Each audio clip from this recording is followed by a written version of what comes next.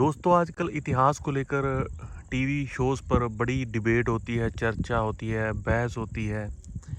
लेकिन हम एक चीज़ भूल गए हैं कि जो इतिहास था वो इसलिए लिखा गया था जो कि इतिहास की गलतियों से सीख लेकर हम अपने भविष्य को सुधारें। लेकिन आज उसके उल्ट हो रहा है, हम इतिहास को पढ़कर अपना भविष्य ख़राब कर रहे हैं।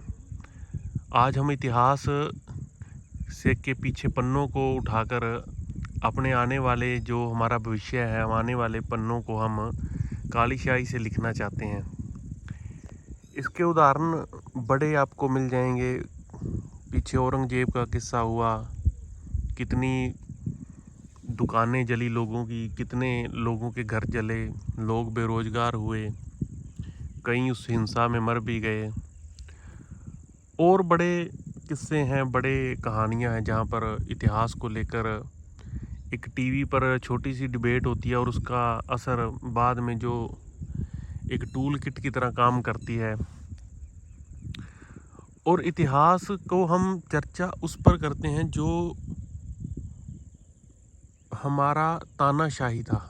हम 1947 के बाद की इतिहास को लेकर चर्चा करें तो उसका तो एक लॉजिक पॉइंट होता है कि एक लोकतांत्रिक सरकार वर्सेस तानाशाही की चर्चा करना एक बेईमानी है। क्योंकि उससे पहले कई राजा हुए, क्या सरकमस्टांसिस थी, क्या वहाँ पर उस टाइम क्या नीतियाँ थी, किन लोगों ने लिखा, किस दिमाग से वो इतिहास लिखा। चलो जो लिखा वो ठीक है, उसको पढ़ा लोगों ने, लेकिन तानाशाही और लोकतांत्रिक सरकार इसमें बड़ा फ़र्क है। आज हम पीछे जो इतिहास हमारे जो पॉलिटिकल नेता हैं कहानियाँ सुनाते हैं, वो सिर्फ इतिहास को पीछे 300 साल पुराना इतिहास उठाते हैं और उसके बाद कई लोगों ने हम राज किया है। अंग्रेज़ आए, मुग़ल काल के बाद अंग्रेज़ आए और राजे हुए, महाराजे हुए।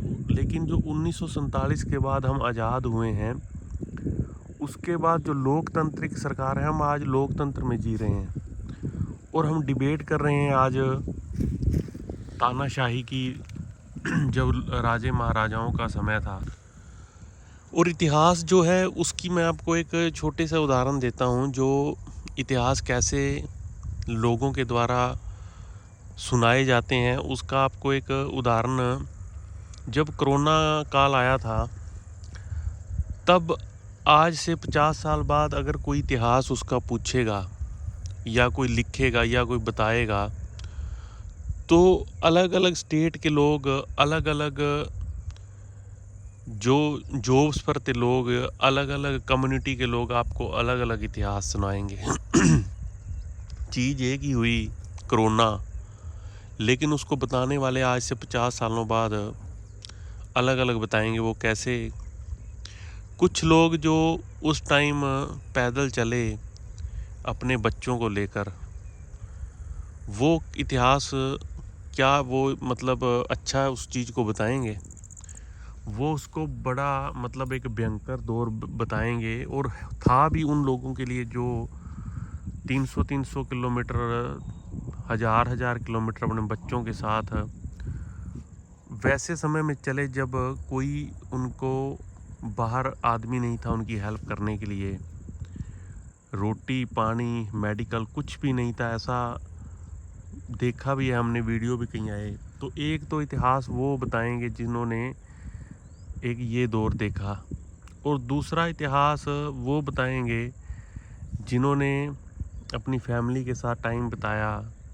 कईयों ने फूड चैनल खोल लिए, कई ब्लॉगर मतलब कि अपनी कला को तराशा उन्होंने घर पे। फिर उसके बाद उन्होंने अपना जो मेन करियर था वो छोड़ दिया, फिर उसको वो यूट्यूब में घुस गए।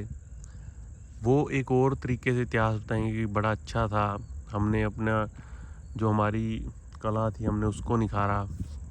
फिर एक इतिहास वो बताएंगे जो उस टाइम हॉस्पिटल की चपेट में आ गए। चपेट में इसलिए कह रहा हूँ क्योंकि उस टाइम हॉस्पिटल में कोई मेडिकल व्यवस्था नहीं थी, लोगों को न ऑक्सीजन मिल रही थी, ना पर्याप्त मात्रा में उनकी टेक केयर हो रहा था। क्योंकि ऐसे कई केस आए जहाँ पर हॉस्पिटल की लापरवाही से कई लोग मर भी गए। और कहीं मरते मरते बचे। एक वो इतिहास बताएंगे, एक वो इतिहास बताएंगे कि जो शहरों में रहते थे और उसके बाद उन्होंने इस चीज़ को समझा कि सबसे जो प्रायोरिटी है, जो चीज़ है, वो है ज़मीन, वातावरण, वृक्ष, गाँव और लोग जिनको एक मतलब कि समझ आ गई, एक सोच आ गई। उन्होंने बाद में फिर अपनी अपनी हैसियत के हिसाब से, या कहूँ अपने अपने पूंजी के हिसाब से, कुछ ज़मीन के टुकड़े खरीदने शुरू किए। कईयों ने फार्म हाउस बनाए, कईयों ने परमानेंटली उस जॉब को छोड़कर फार्मिंग में आ गए। तो इतिहास ऐसे एक, ये इतिहास हम सब ने देखा है, लेकिन जो मैं कह रहा हूँ कि आगे आने वाले 50 सालों में इस इतिहास को ही कई तरीक़ों से पेश किया जाएगा, और वो भी तब जब सारी रिकॉर्डिंग्स, डिजिटल डेटा हमारे पास है विद प्रूफ। लेकिन तब भी अलग अलग तरीके से उस पर डिबेट होगी, अलग अलग तरीके से लोग उसको देखेंगे, क्योंकि 50 साल बाद जिन्होंने चीज़ फील की है वो और तरीके से बताता है, और जो बाद में सुनाता है वो और तरीके से बताता है, और जो सुनता है वो फिर उसका और निष्कर्ष निकालता है। और सेम चीज़ आज हो रही है कि हम उस टाइम, जब लोगों में इतना पेशेंस था कि लोग 3-3 महीने एक चिट्ठी का इंतज़ार करते थे और उसके बाद उसका जवाब देते थे, तो लगभग वो 4-5 महीने लग जाते थे। तो उनके पास इतना पेशेंस था कि वो उसका जवाब लेते थे और बाद में देते थे जवाब को, मतलब कि अपना कम्युनिकेशन ऐसे चलता था। तो आज के टाइम में अगर कोई आपको ऑनलाइन देख के आपको इग्नोर कर दे, या आपने देख लिया कि ऑनलाइन है, आपका मैसेज नहीं पढ़ा, तो आप उससे मतलब उसको छोड़ने की उस तक आ जाते हो, हद तक। तो इस टाइम के लोग, उस टाइम के लोगों के इतिहास की चर्चा करना ही बेईमानी है कि क्या उस टाइम स्थितियां थी, क्या उस टाइम लोगों के पास संसाधन थे, क्या उस टाइम माहौल था, किस माहौल में लोग रह रहे थे। तो आज के टाइम में जो मीडिया पर सिर्फ एक टीआरपी बटोरने की जो होड़ चली है, उस टीआरपी को बटोरने के लिए आजकल उन 300 400 सालों पुराने इतिहास पर डिबेट होते हैं, जिनका कोई मतलब नहीं है आज हमारे आगे आने वाले, ख़ास करके पॉलिटिकल उसमें या हमारे देश की नीतियों में। हाँ, अगर किसी ने पर्सनली उसको सुनना है तो बहुत किताबें हैं, वो पढ़े लिखे, जो भी उनको जिस के विषय में जानकारी लेनी है ले। लेकिन एक नेशनल मीडिया पर बैठकर ऐसे इतिहास पर दो समुदायों को विभाजित करना, ये एक सिर्फ एजेंडा है, ये सिर्फ एक टूल किट का हिस्सा है, अदरवाइज़ और कुछ नहीं है। आपको ज्ञान होने का मतलब ये नहीं है, इतिहास को जानने का ये मतलब नहीं कि आप उसको तोड़ मरोड़ कर अपने हिसाब से आगे पेश करो। और यही आजकल ये जो टीवी पर पत्रकार हैं और जो उनमें होस्ट आते हैं, वो ये चीज़ कर रहे हैं, जिसका एक जहर जो है हमारे समाज में धीरे धीरे करके ऐसा घुल गया है कि आपको पता भी नहीं चलेगा कि इसका असर कब शुरू हुआ और कब इसका असर ख़त्म होगा। ये बड़ी एक जहरीली चीज़ है।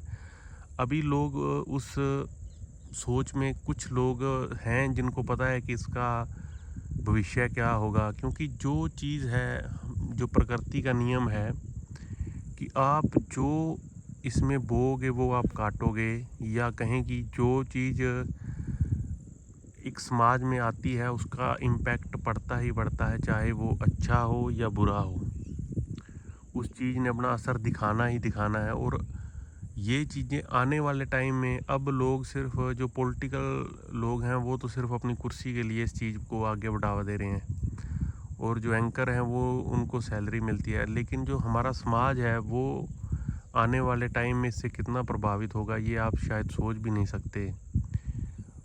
और ये भी नहीं कि आप ये कहें कि हम इसकी चपेट में नहीं आएंगे। कोई भी ये अभी नहीं सोचता कि हम इसकी चपेट में आएंगे, लेकिन जब आते हैं तब पता चलता है। कई लोग ऐसे जो घरों से निकलते हैं अपने काम के लिए, लेकिन किसी दंगे में फंस जाते हैं, किसी भी ट्रेजेडी में फंस जाते हैं, तो ये चीज़ें बाद में इम्पेक्ट करती हैं। आप दोस्तों इसके बारे में क्या सोचते हैं, एक बार कमेंट करके ज़रूर बताना। नमस्कार दोस्तों।